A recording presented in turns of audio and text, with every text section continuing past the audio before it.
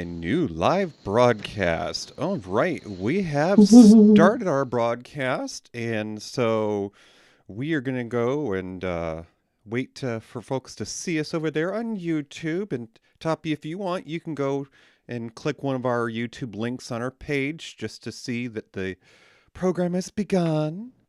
All right, let me do that. We're doing this the sort of Twitch-inspired interactive way, Demanda. We have our Discord chat room on the larger part of the page. We're in the bottom corner, and then our show's art is in the space above us, kind of like Brady Bunch. Oh. Do do do do do do do do. Okay, so let us know if you can hear us. DJ, Yes? I can confirm we're on YouTube and we're live. Excellente. Of course, there is a slight delay, but I do believe it's normally something like 7 seconds. Yep. Okay, so we might just give it a couple minutes to see if we get someone else in the chat room. Right now, we've got one of our regulars, Tommy Hash Browns. Tommy. And we have the ever fabulous guest joining us, but we'll have an announcement to introduce in a little bit here. So, it was not quite 50 out today, but it was even warmer the day before. Oh, it was so wonderful. The sun was full blaze. It was like 70. It's been rainy down here. Oh. Yeah. But that's fine. It's still fairly nice. Yeah, and I've actually had to make use of technology where our little magical boxes that we talk to says that there's going to be a break in the rain. So I literally have to have my sneakers on so I can leave the house for my walk, time it just right to get back before it starts dripping. So last night I went to the National Theater in DC because I get invited to the opening nights of the shows there, which is so delightful and lovely. Thank you, Broadway at the National. And by the time we parked and walked out of the garage, it had started raining. I was so mad. We're like, we're going to beat it so we can get pictures outside before we get into the theater. We missed it by literally 30 seconds. Oh, goodness. I was a little sad, but it was fine. We still got a picture, and then we went inside and it was fine. But it was just a little frustrating that it was we were hoping so hard to get there before the rain came into DC. Amanda, I'm wondering, at certain points your sound is cracking, because I think it's, if we can turn your volume just a tad down. Sure. You might be able to prevent that. Hold, please. Okay, is that better? Yes.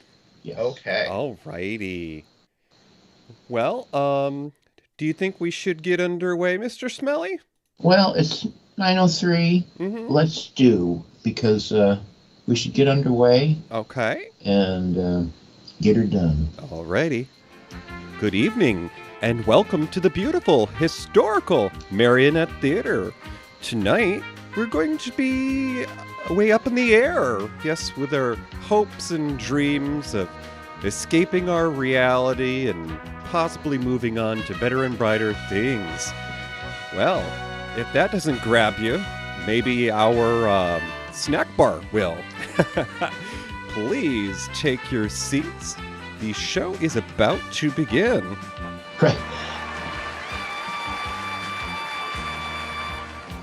Oh, it is a nice night in the old town tonight, Toppy. I was going to say it was a hot night, but we're not quite there just yet.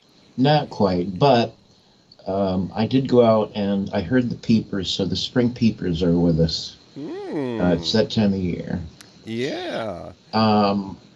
It's one of my favorite sounds, Amanda, are those spring peepers. They just show up for a few weeks this time of year, and then they're gone the rest of the year. They're tiny little tree frogs. Oh. And they peep. It's That's cute. It's the things that you hear out here where we we have a few more feet between our houses, you know. Yeah. By the way, Gertie tells me that at the snack bar today, special feature, warm nuts. Oh. Mm-hmm. Well, yeah. Well, HR. Okay.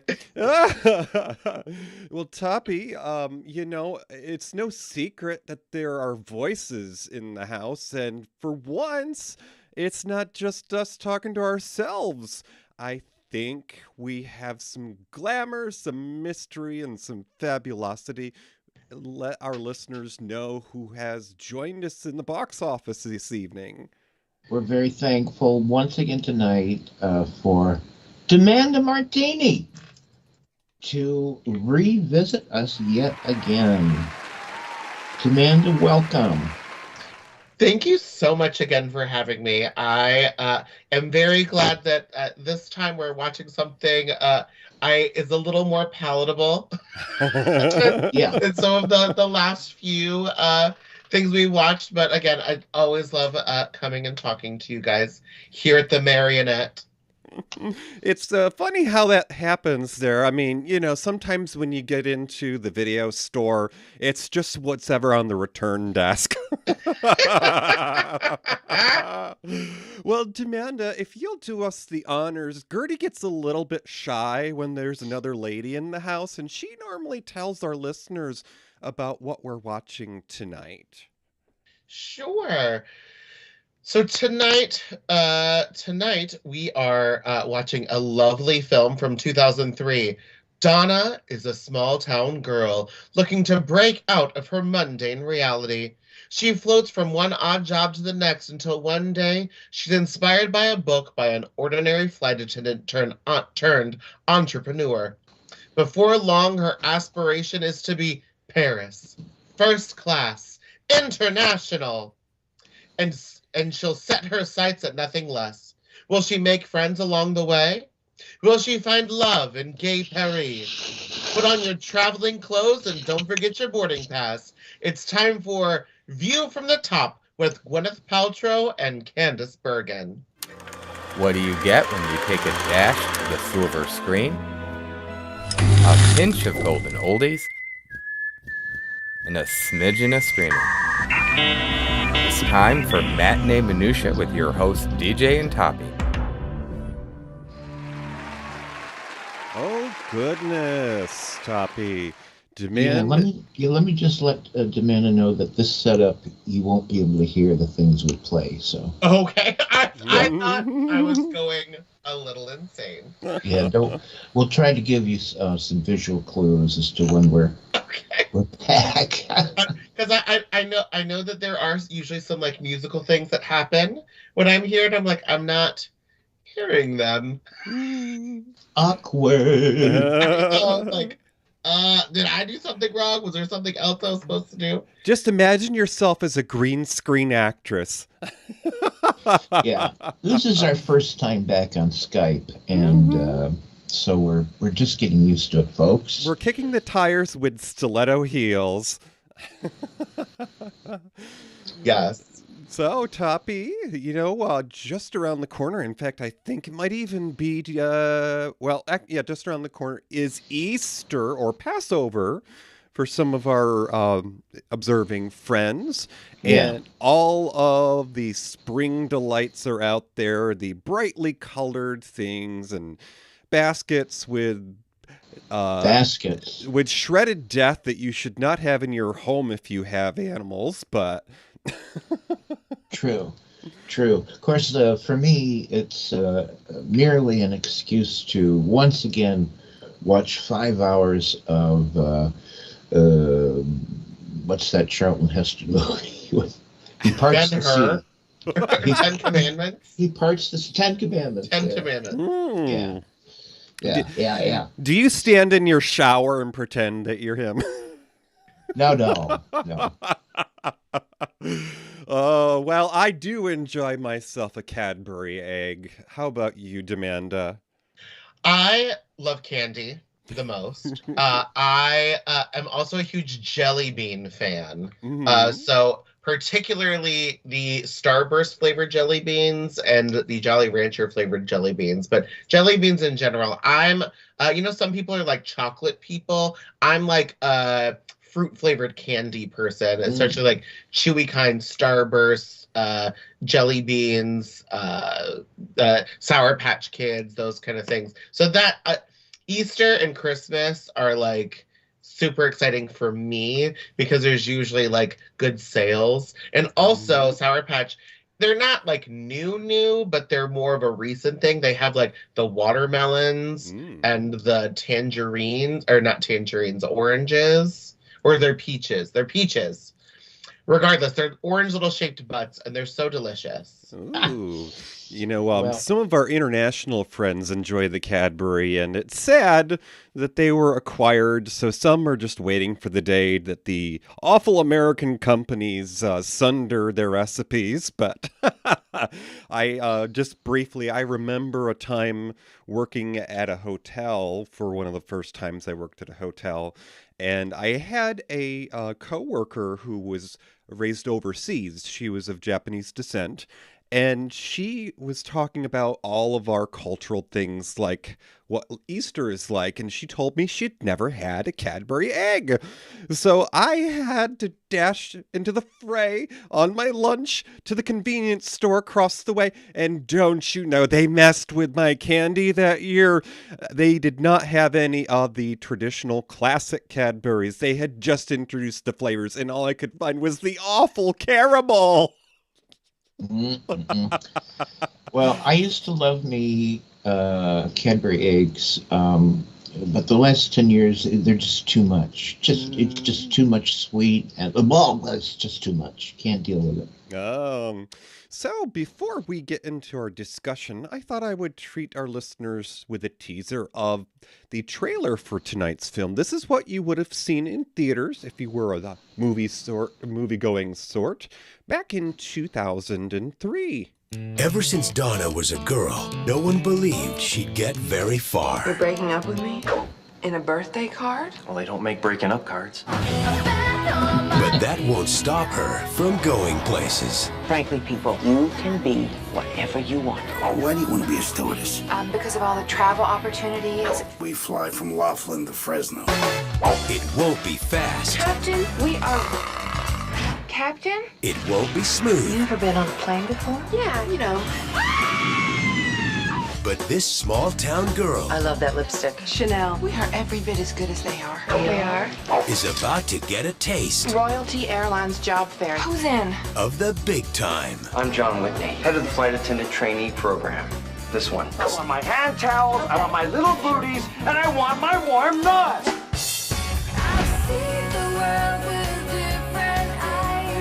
Gwyneth Paltrow, Christina Applegate, Mark Ruffalo, Candace Bergen with Kelly Preston, Rob Lowe, and Mike Myers. Don't ever let anything get in the way of your destiny. View from the top. Assess the window. It's assess the window. You put the wrong emphasis on the wrong syllable. The wrong emphasis on the wrong syllable.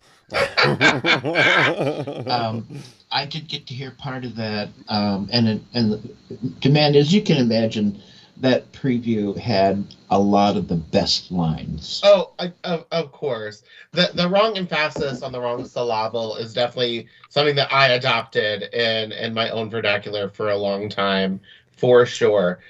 So I also just have to say, since we're talking about like preview stuff, behind Toppy, if you're watching us on the YouTube, obviously you are, is the poster art.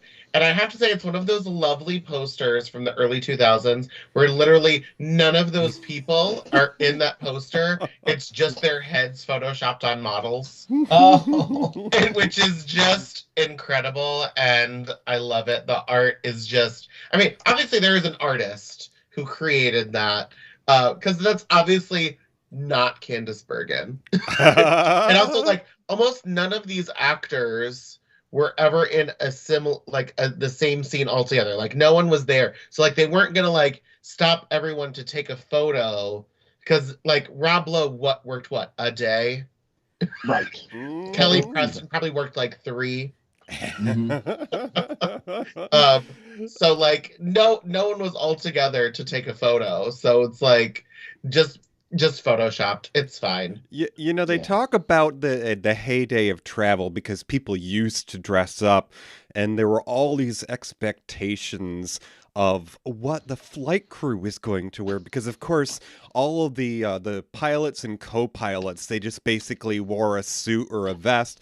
But the women, sometimes they wore things that were just fancy paper in the day, and to see Gwyneth Paltrow on this movie poster, I'm not gonna lie, it looks like she's almost wearing a naughty nurse outfit. A little bit. So I will also say, for those of us who are theater folk, a few years ago, I costume designed a farce called Boeing Boeing, which 3 of the characters are flight attendants in the 1960s.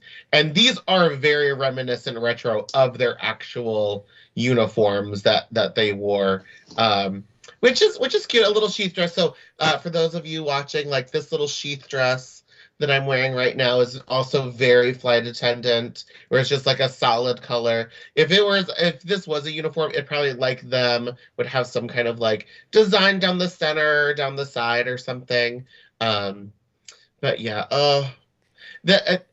also, so you also brought up the fact that it was released in 2003. So kind of interesting, sad trivia is that it was actually going to be released in, I want to say, October or November of 2001. Oh, yes. Oh, I didn't know that. Yes. And so it was delayed out of sensitivity to the recent September 11th attacks, thinking that it was too soon to release a very light comedy about airline attendants right after that. So the movie was in the can for like 2 years before it was released. Oh, and building upon that, Amanda, I actually also read in a little bit of trivia that one of the problems they had with the timing of the release is in the original script, they had training for the flight attendants that involved how to deal with a terrorist. Yes. So obviously that did not make the cutting room. Right. Survive it. Oh. DJ, tell us how View from the Top did in the box office. Alrighty, so View from the Top, it was a theatrical release. That means it got out onto the silver screen. People bought popcorn and lots of candy bars to see this. And it came out in around about the spring of that year of 2003. It was March 21st, 2003. Now, the top of the box office that year, and it's no secret that View from the Top did not reach the top, because we here at Matinee Minutia, we love the underdog. Number 1 at the box office that year, bringing in $339 million and perhaps paying off a disgruntled employee or two. It was a film with the voices of Albert Brooks and Ellen DeGeneres. Finding Nemo was the top of the box office that year. And coming up, the rung below was number 2, starring Johnny Depp in one of at least 6 installments in this series, Pirates of the Caribbean, Curse of the Black Pearl, otherwise known as Johnny Depp Got to Wear an Eye Patch and a Hat Again. I think that was the first one. Really? Uh-oh. It was the beginning of a legacy. And speaking of a legacy, the third film in the top of that year, and this actually was the only of them that were sequels, was Keanu Reeves and Lawrence Fishburne in The Matrix Reloaded. Now, View from the Top was it was 130, brought in 15.6 million, so you know, it might have paid Gwyneth Paltrow's attorney fees. And one better than View from the Top that year, because we like to see how far we slipped down the rung of life. was Confessions of a Dangerous Mind. Not gonna lie, this sounds interesting. It starred George Clooney and Drew Barrymore, and that brought in 15.9 million. Now, just below View from the Top was a film with Ashton Kutcher and Tara Reid, My Boss's Daughter, bringing in 15.5 million. So, all of these movies that you have mentioned, so like this time period, these early 2000s, was like my heyday of going to movies because I was a young adult. I was in college at this time. So the three movies that you mentioned that were at the top, which were Finding Nemo, Pirates of the Caribbean, and Matrix, the sequel, Reloaded, were all the huge summer blockbusters that year. And again, like it's just so many memories coming back because I don't remember Confessions of a Dangerous Mind, but like now that I mentioned it, it's okay. But the Tara Reid Ashton Kutcher movie is definitely one of those movies that like my mom saw at BJ's and just like bought the DVD, and so it was at home, and so you just kind of put it in on a Sunday afternoon while you were just like hanging out doing laundry. Just again the memories that come flooding back when you hear these movies. You know, I on a note of My Boss's Daughter, I can't remember the name of the film, but I used to be in the habit of gifting movies because as a kid, that was one of the things my folks did was for your birthday or Christmas. Sometimes you got a copy of your favorite movie, and it wasn't always a store-bought copy either. But anyways, I might have bought a movie for a former boss, and in hindsight, it was sort of inappropriate because I had to deal with trying to date the boss.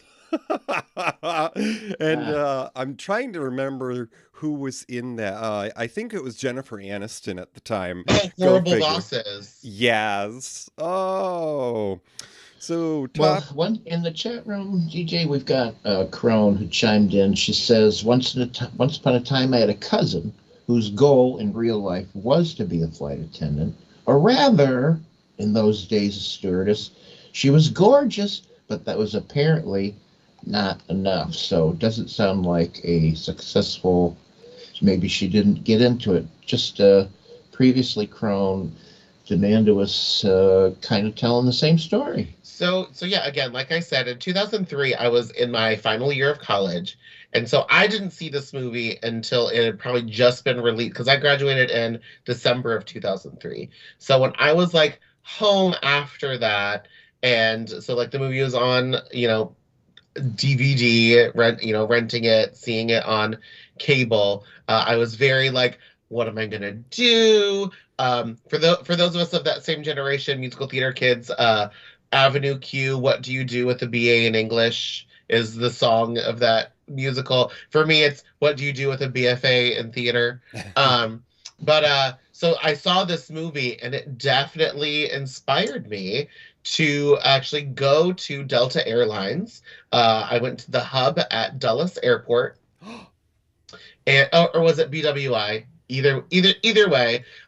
So like what you did when you went to apply is you went and you talked to a person and they sort of like talked you through like things that would be required of you, what like sort of uniform you would need to purchase for training, and just sort of like the stuff. And then if you were really interested, and like you had to do that in person for some reason. I don't know. Again, it was the early 2000s. It was 2004. And then they gave you like a paper application to fill out. And then you went home, and if you were serious, you would mail in your application, and then they'd start your background check and potentially call you in for like a serious interview. But again, part of that, there were many reasons why I did not then become a flight attendant. There were many factors, but one of them was that back in those days, there was still a height and weight requirement. So as someone who at the time was male presenting, at 5'11", I had to weigh at the maximum, between 210 and 220 pounds. Again, ish. I'm sure someone's like, I worked for Delta. That never happened. Blah, blah. That's how I remember it. I believe this. I just remember it being like, for me, a sort of unattainable, like, that's my left leg. Like, that's not happening for me. But that wasn't the only reason that I did not pursue my thing. But this movie definitely inspired me. I was inspired also by Miss Weston's sort of glamorous life in being a flight attendant. You know, it sort of goes along with the legacy of women in entertainment because even on TV shows, much less a flight attendant, there were expectations for women on television. Very famously, the actress who was Lucille Ball's co-star on I Love Lucy, Vivian Vance, she was told that she had to maintain a certain weight to be on the show. But in this case, they wanted her to be a little overweight so that they could make her the butt of the jokes. Right. So the way that they got around it in like the form, like when you were filling out stuff, is that we needed a weight requirements because you are going to be on an aircraft, and so they need to know how much you weigh in order for them to it to be safe to be on the plane. I don't know what they do now. Again, none of my business. None of mine. Never mind. But yeah, just again, kind of wild things. Also, kind of side story, not related, but also kind of related. It is also interesting that, so in comic books, if people can see my background, I'm a huge comic book person. In the Marvel universe, there are 3 jobs that women were allowed to have in Marvel up until about like in the 80s. It seemed that there were just like 3 jobs that women were allowed to have. One was a housewife, one was a fashion model, and the other was a charter pilot. There were lots of different female characters. Those were the 3 jobs that they were allowed to have. And it's just interesting that like none of them were flight attendant, but it was a charter pilot. But also, side note to that side note. So Chris Claremont, who is a very famous writer of the X-Men series, wrote it for over 30 years. Apparently his mother was a charter pilot, and that's why he enjoyed giving his female characters that job. Nice. So, well, let me tell you a little bit about the director. His name's Bruno Barreto, and he's super famous in Brazil. He's one of he's one of Brazil's most accomplished and popular directors to this day. And he was making films ever since he was 17 years old. And they vary widely, from light comedies like Dona Flor and Her Two Husbands, Bossa Nova, to tense political thrillers like 4 Days in September. He's directed well over 17 movies, including View from the Top. Barreto is also a jerk and an asshat, having participated in destroying protected jungle on Brazil's Pico Island to build his own home. He was charged in 2006 for illegally clearing protected forest land. And then he lied in court, saying that he would demolish his house, restore the island, and the asshat believes that the rules don't apply to him and has since done nothing that I could find to restore the island because he's a fucking asshat. So that's our director. Okay, 3 things about that story. That was one of the wildest stories that I have ever heard on this show about a director, number 1. I did not know where that was going to go. My first question is, did he ever direct anything else in America? Yes, I think 4 Days in September. He has done he's done more than just View from the Top. Okay, I haven't heard of him. I haven't either. Number 2, he's like the real life Cusco, where he just like went to an island and just like, I want my vacation home here. Like, that is so wild. And you said you weren't able to sort of find anything about like what's happened since, even though he was kind of ordered to. For at least 4 years after the order, he definitely did nothing, and to my knowledge, he's still done nothing. Oh my God, that is absolutely insane. This guy is an asshat. And But Thank you. wow, and wow. and you know, up until a few years ago, Gwyneth Paltrow kept sending him her candles at Christmas time, but she started to getting them back. All right. Tell us about Gwyneth Paltrow. She's Okay. the main player here. Yes, sir. And ironically, I think it was just the film after this that we had Demanda guesting on in a past appearance. That was The Sky Captain, which, of course, Angelina Jolie was much more enjoyable, and even though her scenes were so brief. So Gwyneth Paltrow played our lead character in this film, View from the Top. She played Donna, because what else would your name be if you were growing up in a California trailer park? A Nevada trailer park. Oh, Nevada trailer park. That's right, across the border. She was Gwyneth Paltrow was born in L.A. and of course, the more importantly, she's the actress of she's the daughter of actress Blythe Danner, and she averaged one film per year in her first 5 years of acting.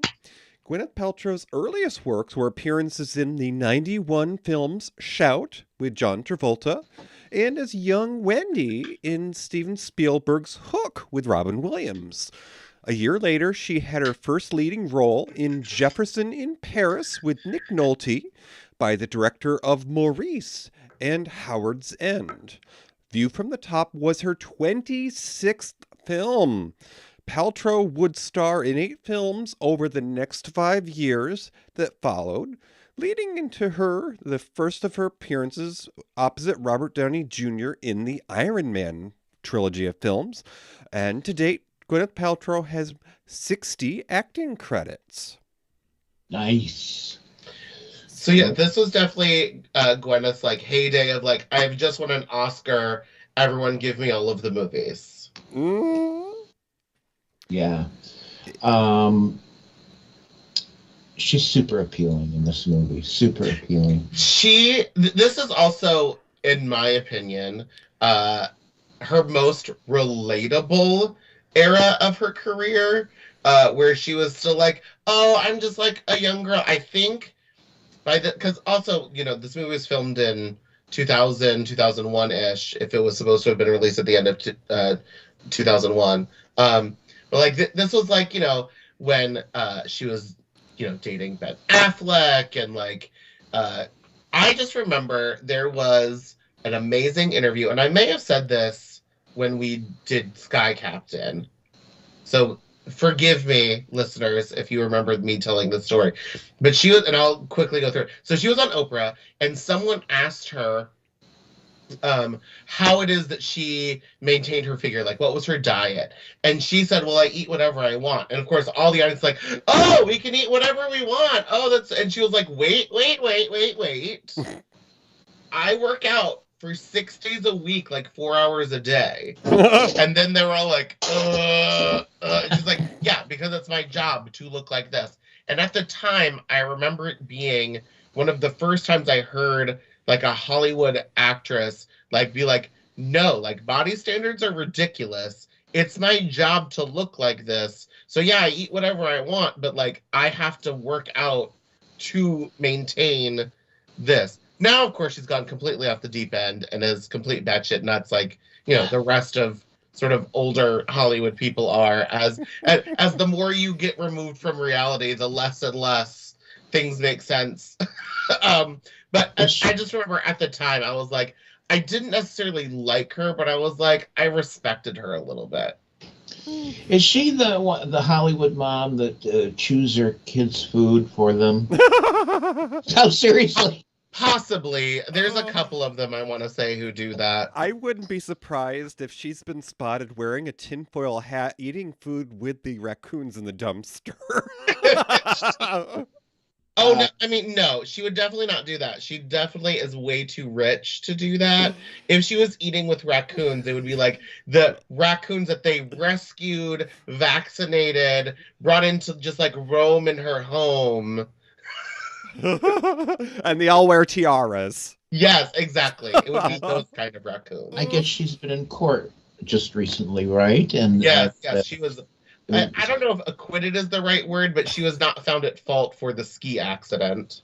it did seem like that guy just said, you know what, this is my chance to make some money. So I'm glad she failed. But my favorite thing that came out of that is the meme of Gwyneth Paltrow. So of the picture of Gwyneth Paltrow, the guy's still sitting in court, and they've just like acquitted her or whatever.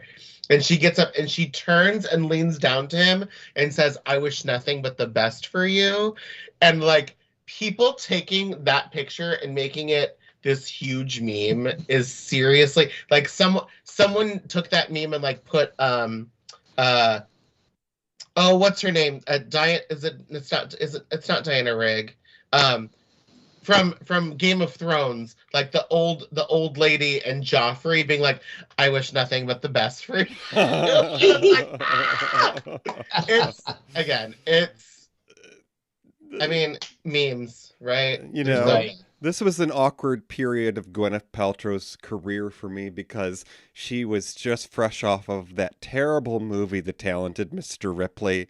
And I don't know that I've ever watched it more than once because I feel that that movie gave such a bad name for gay people. It was so weird. It's a movie that I own because I just own a lot of like gay movies. Mm-hmm. But I've watched it like at least once or twice, but it is so cringy. I actually forgot that Gwyneth was in that movie. Maybe that's for the best. Yeah. But yeah, because she again, this was like Jude Law's heyday too. Because like, how many films had she done with Jude Law by that time? Right. Well, let's talk about Christina Applegate. She played Christine, who's a friend, but later, well, she's not such a friend. She's an American actress. She made her television debut at 1 year of age when she played a little baby on Days of Our Lives. Aww. And she starred in some commercials. She made, at the age of 13, she made her primetime TV movie debut as a young Grace Kelly. I can certainly see that. In a television biopic, Grace Kelly. And she appeared in her first television series. It was Showtime's political comedy called Washington in 1984. She played a congressman's daughter. She also guested on lots of TV shows at this time, like Father Murphy, Charles in Charge, Silver Spoons, All Is Forgiven, Amazing Stories, Family Ties. But her big breakthrough as still a child actress came with the Fox sitcom Married with Children, which went on for 10, count them, 10 endless years. Good Lord. But she certainly made a name for herself. Right after that, she got a new show just for herself. She played the titular character, Jessie, and she was widely praised for that. It only lasted a couple of years, but she got rave reviews. She had a lively stage career on off-Broadway in productions like The Axeman's Jazz, Nobody Leaves Empty-Handed, The Run-Through, John Cassavetes' The Third Day. She made her Broadway debut in 2004 as Charity Hope in a revival of the 1966 musical Sweet Charity. She was nominated for a Tony Award for that, and she won the 2005 Theatre World Award. She established herself as a successful film career in her adult years with major roles in films like Don't Tell Mom the Babysitter's Dead. Thank you, Katrina. Thank you, Katrina. I'm right on top of that, Rose. She was in the big hit in 98, The Sweetest Thing, 2002, Grand Theft Parsons, Anchorman, The Legend of Ron Burgundy in 2004. She did the sequel too. She did Vacation, not National Lampoon's Vacation, a different movie. Vacation in 2015, Bad Moms, 2016, Crash Pad, 2017. Now here's the sad part, folks. I'm awful sorry to have to tell you this, but she was diagnosed with breast cancer She had a double mastectomy and survived. And then right after this, the poor dear announced she had multiple sclerosis. So talk about, man. But I'm also really happy to say she is still working. She is doing voice work. She is involved behind the scenes in movies as a producer, and she's real busy with her own philanthropic work. So good on her. How about that? I have always loved Christina Applegate. I think she's incredible. Her Broadway debut in Sweet Charity, she famously broke her foot during previews, and and she barely recovered in time. I think she did opening night and then took like a break again, so that then her understudy carried on in the show for a while just to make sure that she was like fully recovered, but she wanted to like do opening night or whatever. So with I remember when she announced, because I loved Jessie. I loved watching her in her shows. I loved most of those movies that you mentioned. I watched her in. Sweetest Thing is definitely a fun girls gross out comedy of the 2000s.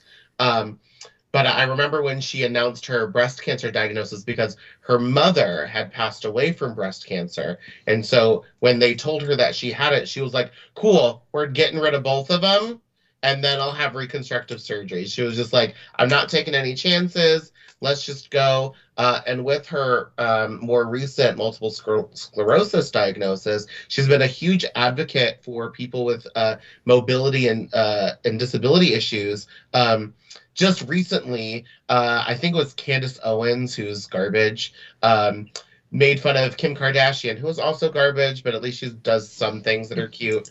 Kim Kardashian came out with an all-inclusive line of clothing, and one of the models for the clothing line was someone in a wheelchair, because part of the clothing line is that it's accessible for people with mobility issues to be able to get dressed by themselves. That's one of the selling points of the clothing line.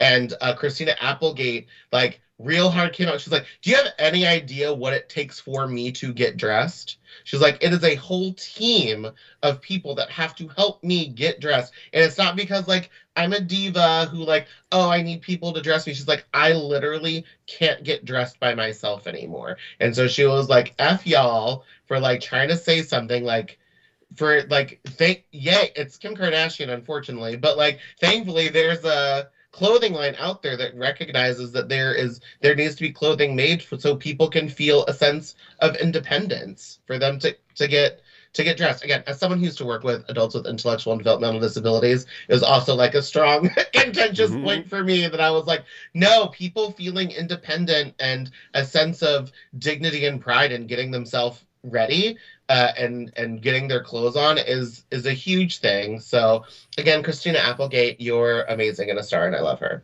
Beautiful. Do we want to play that interview with Paltrow right now?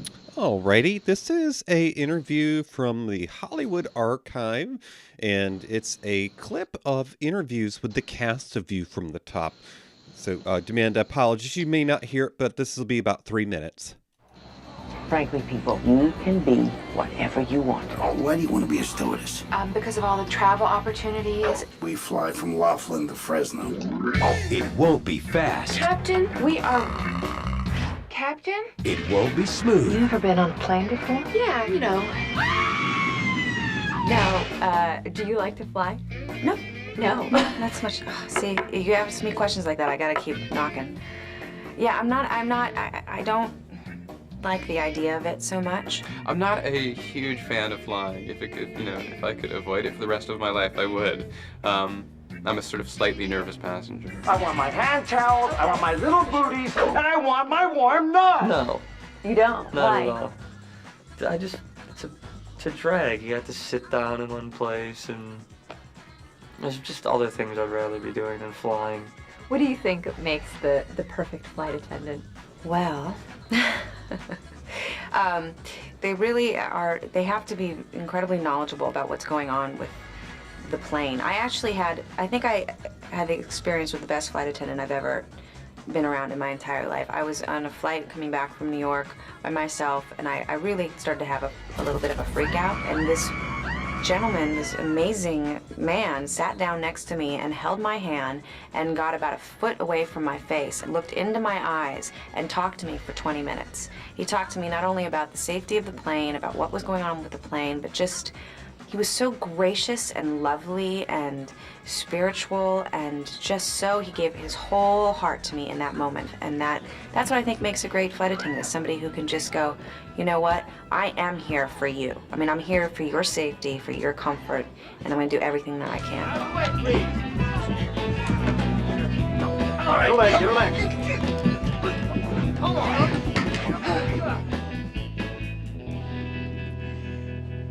Welcome aboard. I definitely do have a greater admiration for what it takes to be a flight attendant. Put your hands on your knees. I don't want them flailing about if they crash. Probably real flight attendants are trained by somebody who's considerably more sane than Mike Myers' character in our film. I'm John Whitney, head of the flight attendant trainee program. This one, that's the good one. Flight attendants who are just nice, you know? Just be nice. We all gotta be on the crappy plane all together anyway, you know? It's just the wheels. We lost the wheels? We're gonna crash! Oh my God! We're gonna crash! That would be bad, to hear your flight attendant literally shrieking in fear. View from the top. Assess the window! It's assess the window. You put the wrong emphasis on the wrong syllable. Alrighty, so in that clip, you heard some of the supporting cast that we'll talk about in a little bit, which included Stacey Dash, Kelly Preston, Mark Ruffalo, Josh Molina, Mike Myers, and Rob Lowe. Oh, goodness! But before we talk about the supporting cast, our leading lady of tonight, Miss Amanda, could you tell us about the fabulous entrepreneur that wrote the book that inspired Donna? Absolutely.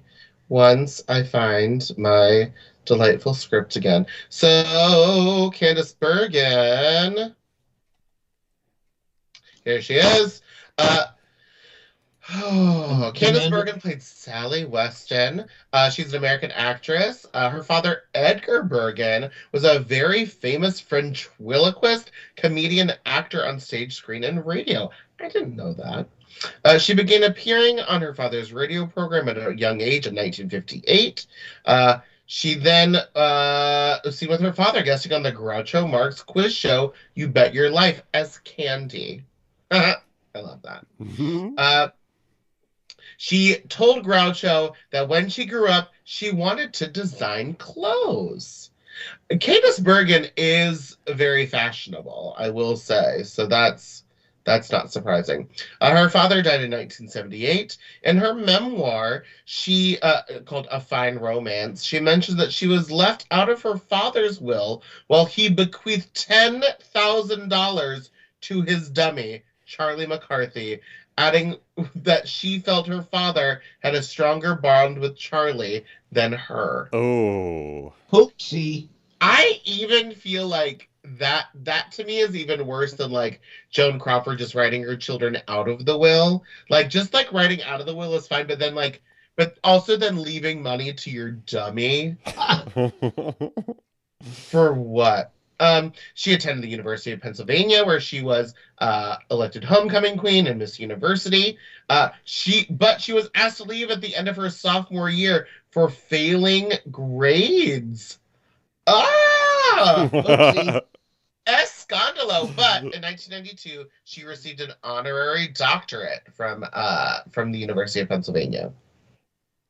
She began her career as a fashion model and appeared on the cover of Vogue before she made her screen debut in the film The Group in 1966. She starred in several films since then: The Sand Pebbles, Soldier Blue, Carnal Knowledge, and The Wind and the Lion. She was nominated for an Academy Award for Best Supporting Actress, for the BAFTA Award for her supporting role in Gandhi. That's a movie that I've never seen, I have to say. It's one of those epic kind of movies. Yeah. Kind of. So along with View from the Top, this sort of era of Candice Bergen was her playing sort of like the sassy older woman counterpart to our younger protagonist, where she was in Miss Congeniality, Sweet Home Alabama, The Women, Bride Wars, Book Club, Let Them All Talk, and of course, Sex and the City. She also did some villainous roles in some of those, which is super fun. She is most well known for her 10-year run in the CBS sitcom Murphy Brown, for which she won 5 Primetime Emmy Awards and 2 Golden Globes. And from 2005 to 2008, she portrayed Shirley Schmidt in the ABC drama Boston Legal. She made her Broadway debut in 1984, Hurly Burly, and starred in the revivals of The Best Man and Love Letters. So you guys, when this movie started, I did not expect to like the character of Sally that Candice portrayed. I figured there's, she's going to lead her astray.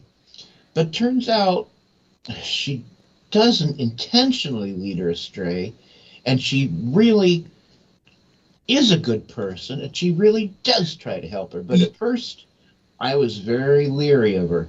I think it was the era of the movies that she was in at the time, like, again, with Miss Congeniality and The Women, and, like, again, just this era of Candice Bergen was she, and even her character in Sex and the City that she did on the show and then into the movies, she was not very helpful, or even the antagonist in some of those movies.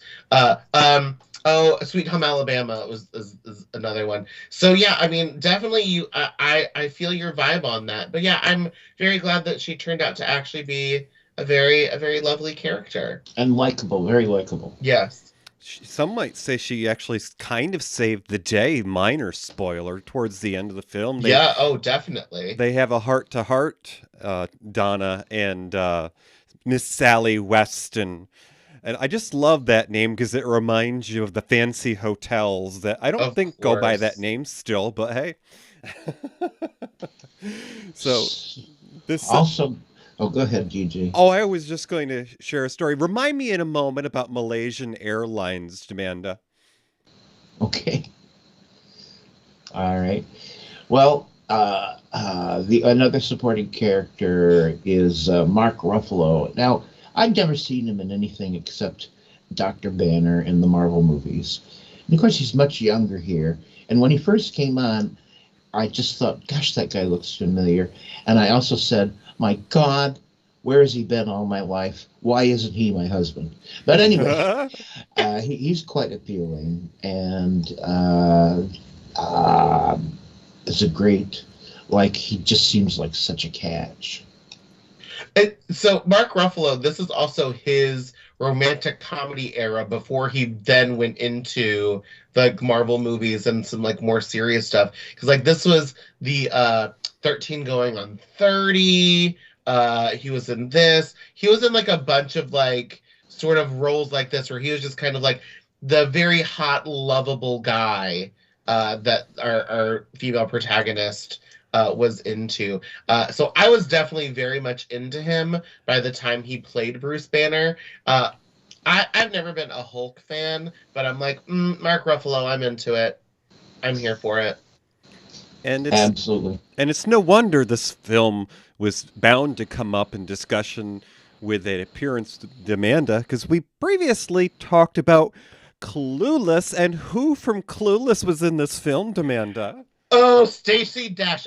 Every time I see her now, I'm so mad. She makes me, Clueless and her legacy, and again, anytime Stacey Dash shows up, I'm so mad because she is such just a stupid conservative pundit, and it's so frustrating. I mean, again, girl, live your life, cool, whatever, but no thank you. So again, I'm glad that her appearance is a minor just in the school portion of the movie, but when she turned up to dinner, I was like, who invited Stacey Dash? Get her out of here. That's funny.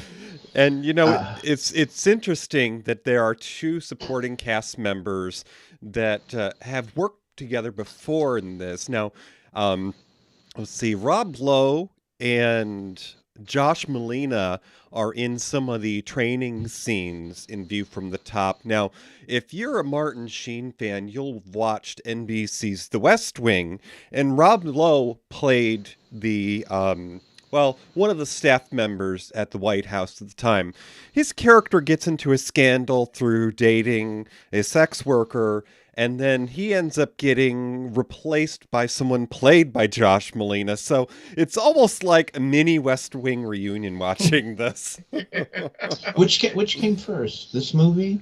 You and then know, West Wing? I think they were possibly being made at the same time. I was gonna say, it's just so interesting when you think about like the microcosm of Hollywood, about like when things are happening at the same time.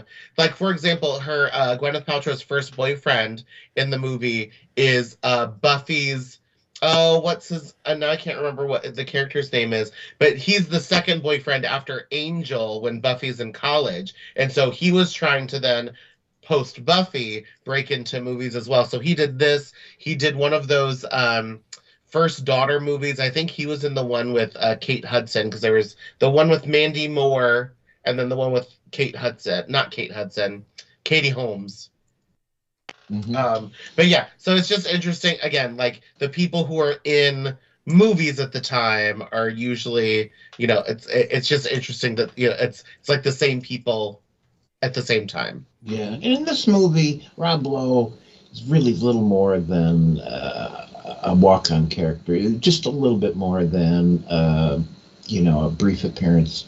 If he worked for more than a day, I would be shocked. Yeah, but let's talk about Mike Myers, who undeniably, for me anyways, super funny and goofy as the teacher, instructor with the weird eyes. Do you think, was that like, did he hold his eyes like that, or was that something he they did? Probably did. So this is also like, peak era Mike Myers, after, I think that at least the first two Austin Powers had come out by this point. After which, my favorite Mike Myers film is So I Married an Axe Murderer. Oh, yes. But he just, I guarantee they approached him to be this like teacher character, and he was like, so I have a whole backstory. This person has an eye disease, and so I'm going to be cross-eyed the whole time. It's going to be a running joke, because he loves those like weird disability running jokes, which is a thing. It was 2003. It was a different time. But it like, at first it's just like a sight gag, and it's like it's like a joke, but then towards the end of that character's arc, it does sort of like inform you as to why that character is who he is, where he's the quote best flight attendant, but because of his disability, because he has to be able to see 20/20 vision on a plane, so he can't be a flight attendant, which is just kind of sad. But anyway, again, did he have some of the best lines? Yes. The wrong emphasis on the wrong syllable is, again, a great line. And my impression, Amanda, is that he took off from the script. 100%. And was There's no way any of those lines were written in the script. Yeah. So, I mean, it shows his brilliance. And also, at the end, as you said, we learn his backstory, and he's quite jealous that Gwyneth Paltrow has risen to the extent she has merely on the word of this author played by Candice Bergen. And then there's a moment where we really feel for him.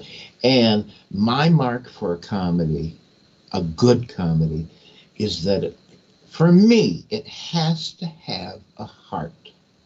There has to be something there. Everybody loves National Lampoon's Vacation, Christmas Vacation. To me, that movie is one goofy scene after another, no heart anywhere. This is a better movie for me. Tootsie is my idea of a great comedy. Now, View from the Top doesn't reach that level. But this movie has a heart. I hope. Yeah, it definitely goes for it. It is a sweet little rom-com, like it is. Yeah. I thought it was clever at the end. It just wouldn't have worked if she had walked into the home of her boyfriend after all that time and stood in front of Mark Ruffalo and said those lines. Instead, they had her say them to his grandmother, who's a little out of it. Right. And she knows she's not really hearing, but she's got to say that. And I thought that really worked well. And then lo and behold, Mark Ruffalo was standing somewhere off stage. Yeah, it's a great movie / theater trope where a character thinks that they can speak their innermost heart because no one's listening to them, but really the person that they needed to speak to is, and that is kind of sweet. Yeah, and the last wink and nod is at the very end. We find out she's surpassed being an airliner. She's piloting a damn plane. I thought that was great. That was a great ending. What do you guys feel about movies? And this was a common thing. I don't think this movie started it. Maybe it did. But after, when the credits are rolling, bloopers play and other things, and they're doing some special things. How do you feel about that? That definitely started in the 90s with some movies, especially the Pixar films picked up on that trend. So I remember watching those obviously when I was younger, but several movies of that time, and I want to say several Mike Myers movies were like that. So that it's fun. Because this is also sort of like before the boom of like DVDs, where like the bonus features and like bloopers and stuff is like the selling point of the DVD. So like it's kind of fun to be able to like watch bloopers. It's good. I think so too. I mean, you wouldn't want to see that on Sophie's Choice. Oh no! Can you imagine? Oh no! Oh my God! Are we in the beginning of April and we're talking about Easter eggs? Charming, but yeah, like obviously, like when it's appropriate. Because yeah, again, could you imagine the blooper reel that's like on Sophie's Choice or like Schindler's List, like fucking up a line and be like, "Oh shit!" Like how weird would it be? Like, I think it's a fun way to end the movie, and it just makes me feel good. And I'm smiling, I'm laughing. It's great. And also, like, pre Marvel, which also Marvel didn't start the mid-credit scene. That was actually Matrix, that did that in like 1999 or 2000 or whenever this year, 2003. When the second movie came out, because it was the first time that the trailer for the next movie, you had to wait for the credits to be over before you got to see the preview of the next movie. But like, before people like sat down and actually like watched credits, it was a good way to sort of get people to like watch the credits and like see the names of the people who like worked really hard on these films, and not just the actors and the people before, which again, not to like really derail this conversation, but like that was the big argument when Star Wars happened, because George Lucas was the first person to be like, I don't want credits, I just want to start the movie. And everyone was like, no, you need to put the credits beforehand because people need to see, like, when you get the program and in the theater, like, so that way people can read the program before the show starts. And he was like, no, I just want to get right into the movie. And like the unions protested, like it was a huge thing. And I think he said that he would pay the fines or something for it. I don't quite remember how that was resolved, but then it became that you don't have to have the credits in the beginning, and you would put the credits at the end of the movie, and then people wouldn't stay to watch the credits because they're like, movie's done, I don't need to watch anything else. I think the first time I remember, as credits become more and more and more, especially with like special effects and stuff, like it isn't pragmatic to, if that's the right word, to have like all of those credits before the movie. I think the first time that I paid attention to the end credits in a movie was during one of the Naked Gun films with Leslie Nielsen, and he gave away Grandma's fudge brownie recipe. Right, like there used to be like interesting things like that in some older films. Sorry, my fingers are crossed because you wanted to say something about Malaysian Airlines. Oh yeah. So speaking of in this case what's his name that runs the Star Wars ship, George Lucas. So speaking of going down with the ship, I was at a convention once, Amanda, and there was a team of drag queens who were dressed as flight attendants. And in this particular case, recently there had been a recent tragedy involving Malaysian Airlines. And when the name of their skit was given at the presentation, they said that they were Malaysian Airlines because they were always going down. Oh. I mean, it's a joke and it works, but it's also like, is it a joke that should be made? Yeah, that's what we call hard drag. Yeah, like I'm just like, I would not make that joke, but it's a thing that they did. Mm-hmm. Yeah. Amanda, I'm curious how you felt about the way this movie used fashion and hairstyling. For example, when they wanted to make Gwyneth Paltrow seem kind of her ditziest, they swept her hair back and it kind of mounded on top. And she looked, a little more loose or whatever. And then later on, just the changes. Can you talk about that? That really interests me. Also, the way they had the scene where she's finally putting on that uniform that she waited so long to wear, and we see her putting on the shoes and the dress. What did you think about all that? So, as a costume person, like I noticed all of those same things that you did. It is interesting how they used hair and costume in this movie. Also, sometimes in the movie, I wasn't convinced whether or not it was Gwyneth Paltrow's hair, because some of those definitely looked like wigs, which is again fine, like whatever. But it was interesting that anytime Donna in the movie needed to appear serious or feeling like real emotion, she needed to have flat hair, which was very interesting to me. Even when she was when she first gets sent to Express, instead of having like sort of those fun hairstyles when she was like, I'm excited and doing stuff, her hair was super flat and she gave like flat reads to the people. It was very interesting. And then when she becomes first class international, even though this is what she wanted, her hair was still flat, but it was pulled into a super tight bun. But then when she's then to go feel emotions, when she gets to Mark Ruffalo's parents' house, she takes it out and her hair, it's still flattened down, but it's out instead of like in that like tight slicked back.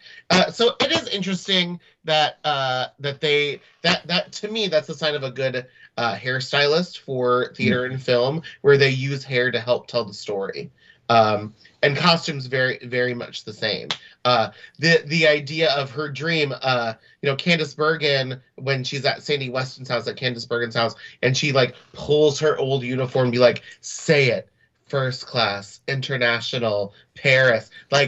So to her, that is the dream. And so then the scene of her putting on that uniform to be first class international and her realizing her dream is a very poignant thing. To me, similarly, not quite the same, but similar. It's like watching Batman put on like the bat suit. Like it's like she's achieved her goal. She's done her thing. Or like superhero origin stories when they first put on like their superhero suit.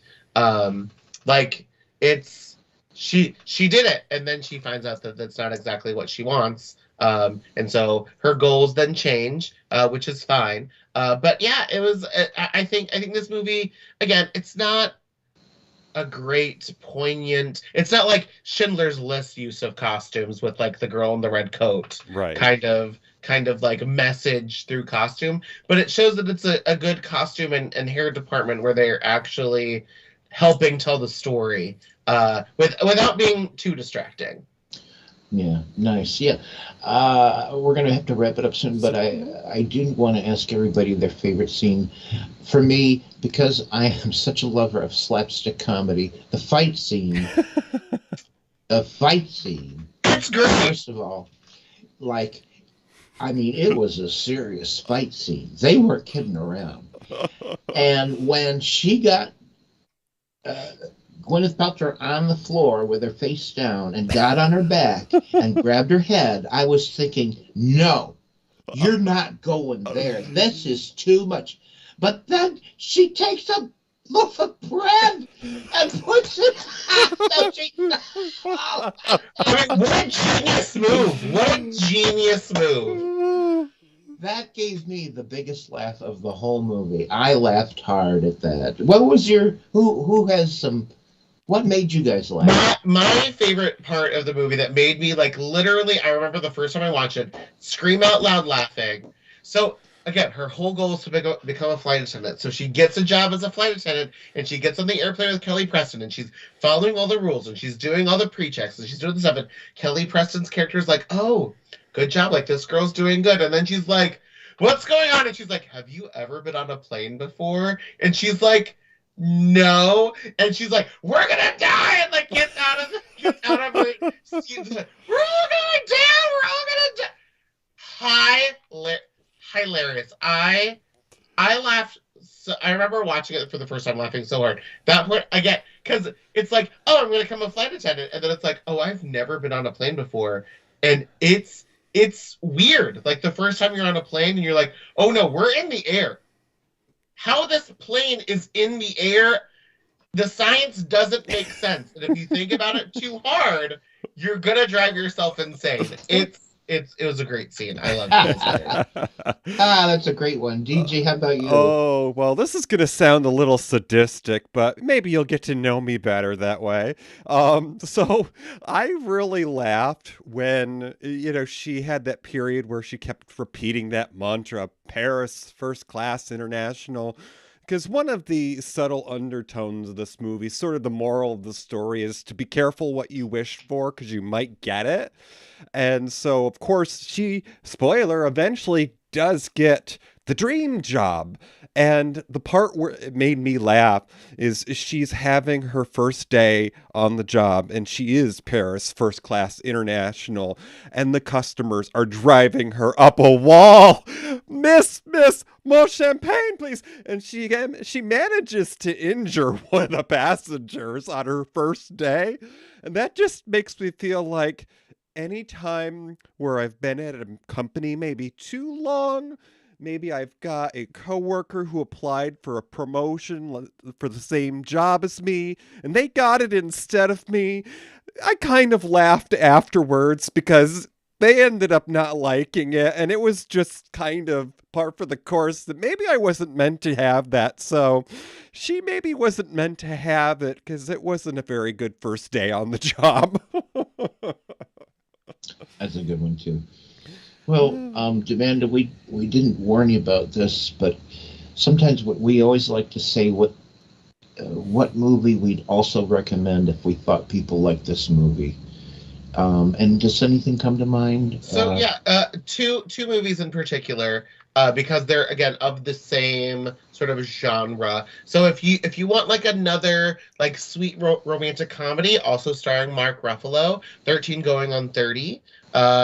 Where Jessica Gardner, is it Jessica Gardner? No, Jennifer Gardner, miraculously gets transported from being 13 to 30 and then discovers what her life is like. Super fun. The second one, if you want to go like more like raunchy comedy, Sweetest Thing, also starring Christina Applegate with Cameron Diaz and Selma Blair.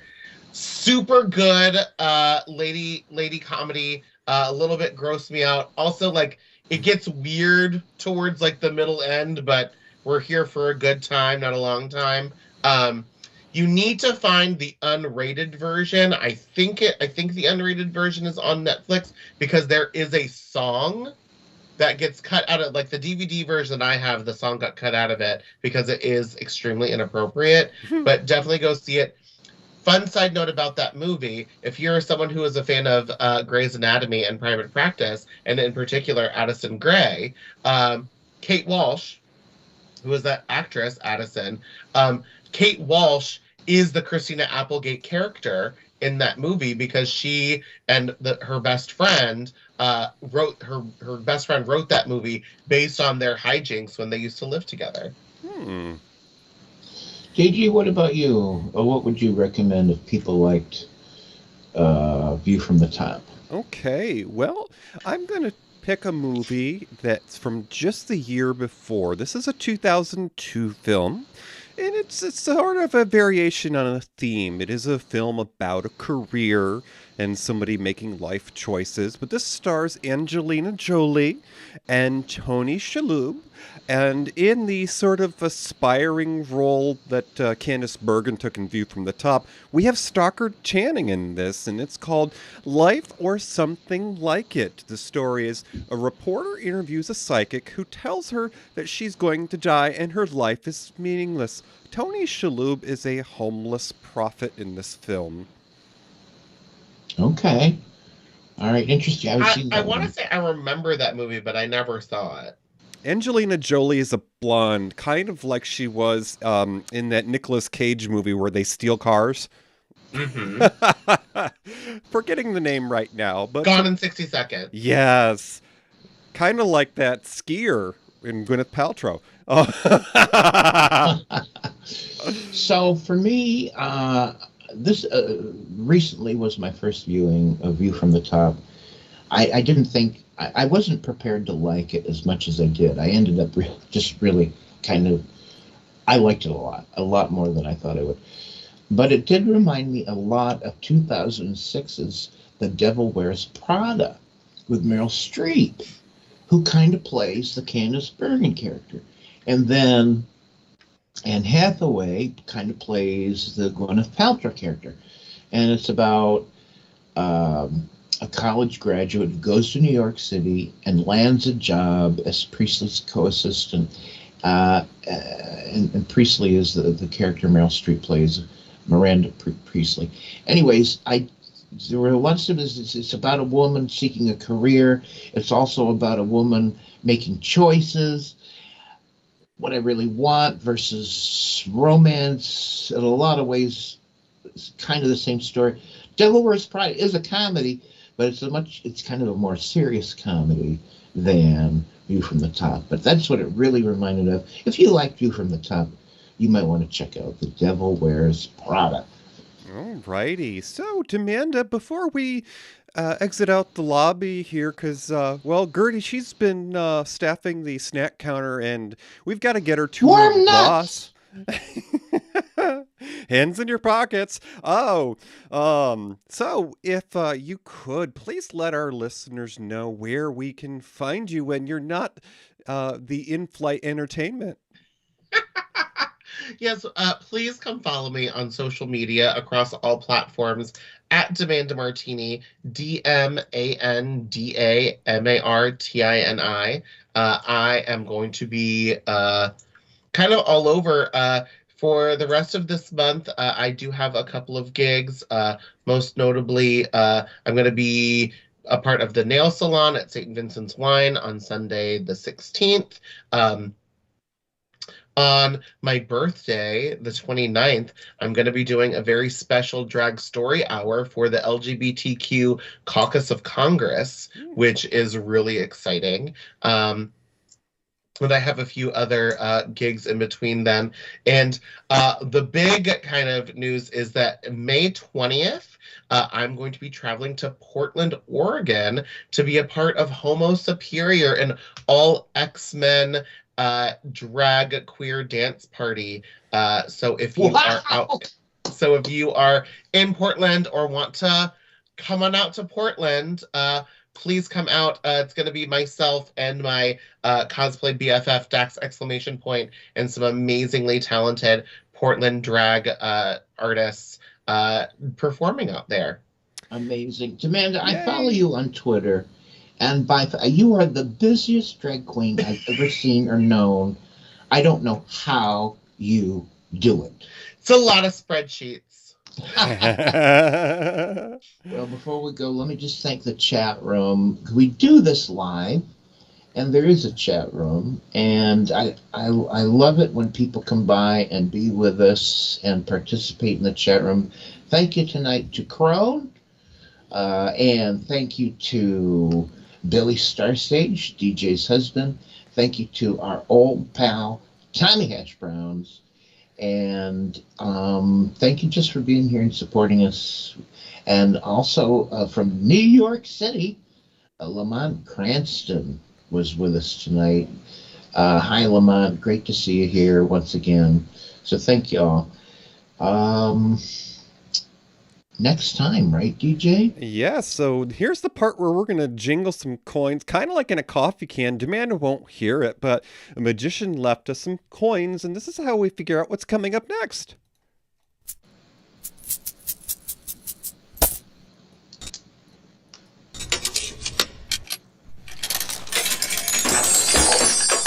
Ooh, all right, Toppy. Will you grab that capsule for us? All right, let me check it out. Open it up here. Read it. Ooh. Oh, we're changing gears next time, folks. It's a critically acclaimed American disaster thriller film. Woo! Boy. Written and directed by James Bridges. Well, coincidentally, he was the guy that did The Paper Chase, which we did an episode back.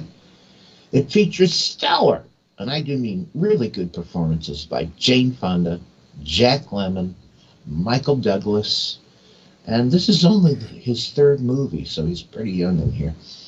And the plot follows a television reporter and her cameraman, Fonda and Douglas, who discover safety cover-ups at a nuclear power plant. It's called the China Syndrome. Came out in 1979 in possibly one of the weirdest cinematic coincidences in history. The China Syndrome was theatrically released on March 16th, 1979, 12 days before an occurrence at 3 Mile Island nuclear plant in Dauphin County, Pennsylvania, in which 3 Mile Island suffered an accident that seemed to mimic the plot of the movie, along with the threat of a real China Syndrome scenario. The China Syndrome being the plant melts down and the stuff just keeps going down right to the center, then right off to China. The true life accident gave the film's subject matter an unexpected feeling of dread, gravitas, and realness. And I lived it, and I remember it. And it was fucked up. By the way, this actual event significantly increased the box office earnings. Anyways, I bet it did. Wow. It is a thrilling movie with great performances, critically acclaimed. We're going to check out the China Syndrome next time on MatMin Minutia. How often do you get to see Jack Lemmon and Jane Fonda share a screen together? Honestly, I don't know. That itself is worth the price of admission. Okay, well, we want to thank our returning splendiferous guest, Miss Amanda Martini. Thank you. We hope we will see you again in maybe September, as the song goes. And as always, check her out on the social medias there. Amanda Martini, because you got to have one. You gotta have one. You gotta have one. All right, so we're going to give a round of applause to our chat room tonight. Indeed you do. I think I'll thank them again. Billy Starsage Crone, Lamont Cranston, and Tommy Hash Brown. Thank y'all. All right, so Toppy, if you would, say goodnight in the ways of the old days of radio. And by that, I mean George Burns and Gracie Allen. Say goodnight, Gracie. Thank you for listening to Matinee Minutia. Our show streams live on the first and third Friday of the month. Go to univospods.net, click the tower for audio, enter Discord for chat. You can find our show anywhere you listen to podcasts. Visit our webpage at matineeminutia.com. Tweet us on Twitter at Matinee Minutia. Find our group on Facebook. Have an idea for a show? Or why not let us know how we're doing? Email us at matineeminutia@gmail.com. I have a voice. I have a voice. You have a voice. You have a voice. We have a voice. We have a voice. Unique voices in podcasting. univospods.net. Okay, I'm going to stop the recording. Right. No, don't stop it yet. Don't stop it yet. Amanda, I want to ask, how's your time? Do you need to be somewhere? Oh no, I'm good. I'm good. All right. DJ, keep recording. Sure. I can't not ask this question given what's going on in the world today, Amanda. And I'm really curious because I know you participate in things like reading children's books to children. And in light of this weird backlash that we're seeing from the ultra-right, maybe not even the ultra-right, it seems like more. It just seems like, I don't know, it's so effed up.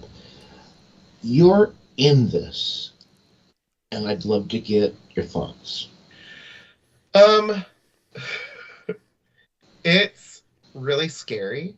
I'm not gonna lie.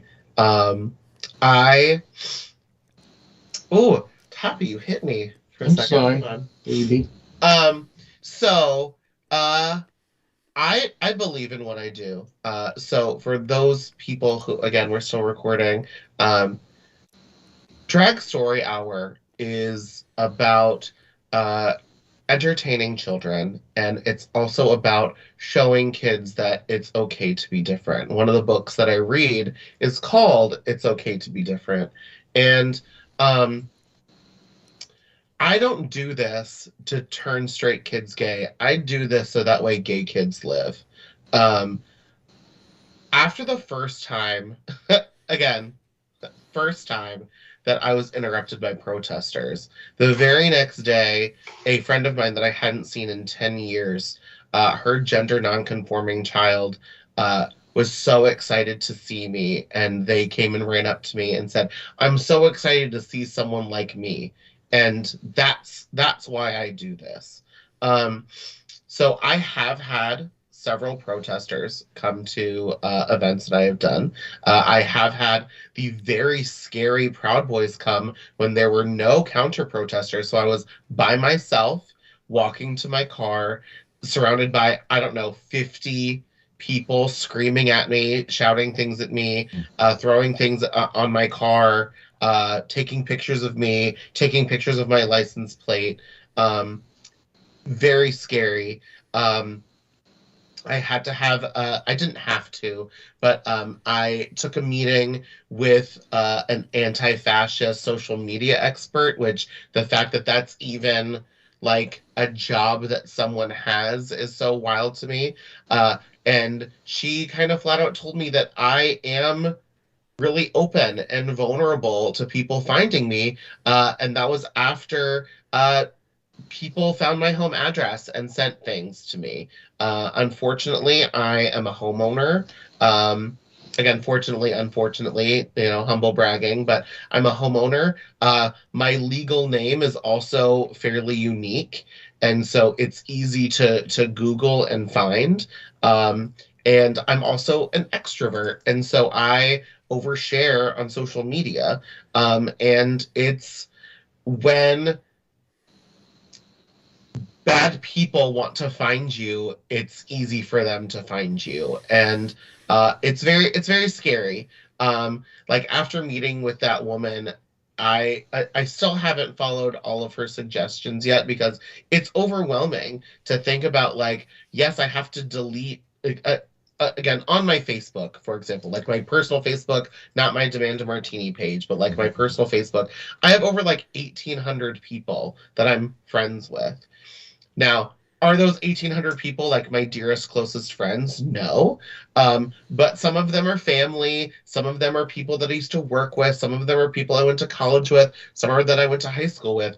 And the thing is, it may not even be like those people that are a problem, but people that they are connected to. And so when you're friends of people on sites like Facebook, people can find you. Like, it's easy to be able to track you down. And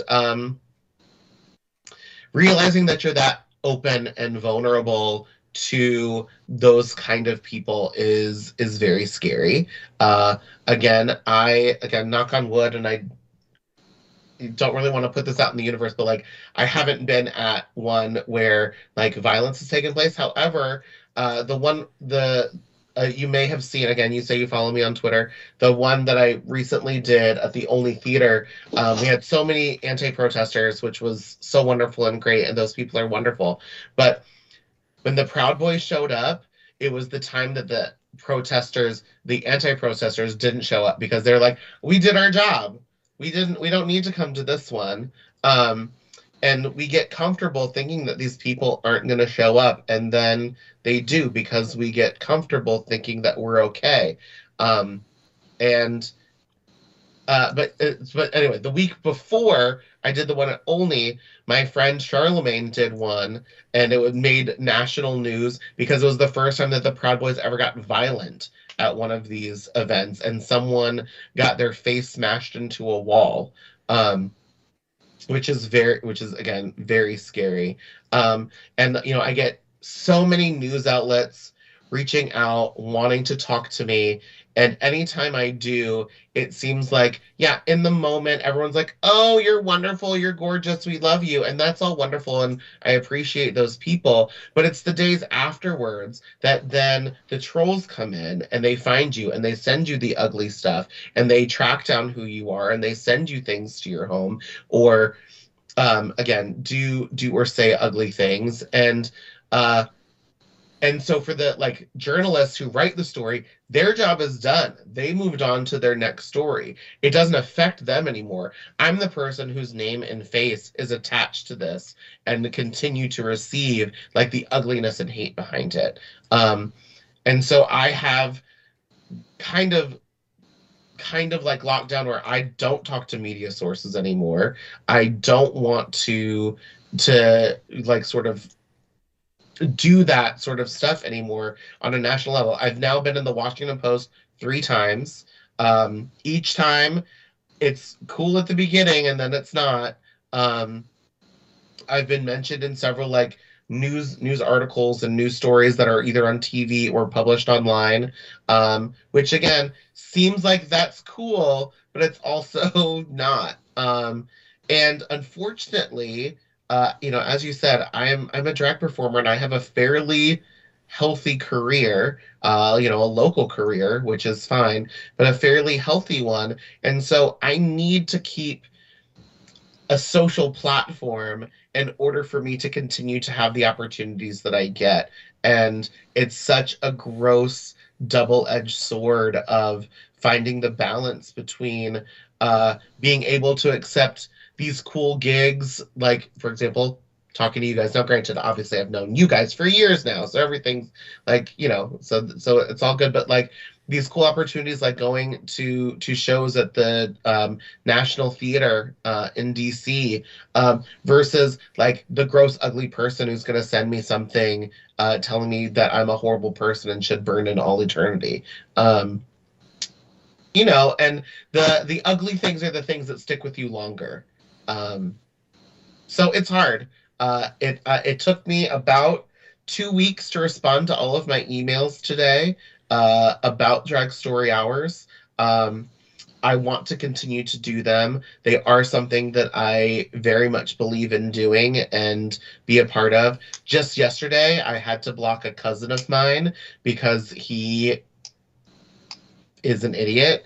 And it's hard, but believe in it. And my therapist even said if it's something that I really feel like I need to do, then I need to weigh the risk and keep doing it. So I guess until people stop me from doing it, I'm gonna keep doing it. I can tell from that response and watching you that this means a lot, and there's a lot of meaning behind it, and you've been deeply affected. And I it's complicated, and folks, support your drag queens. What I gotta say, support your drag queens. They're doing more than you know.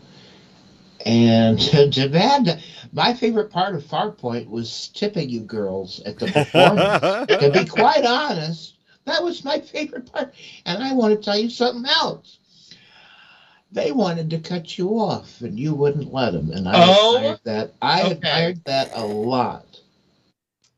So again, talking about fun stuff now.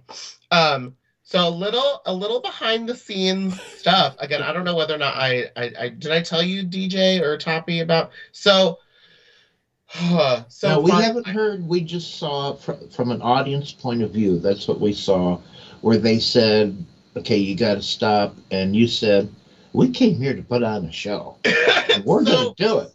So what happened is the sound people, which again was a very strongly sent message to the two people who run Farpoint Convention that I'm very good friends with.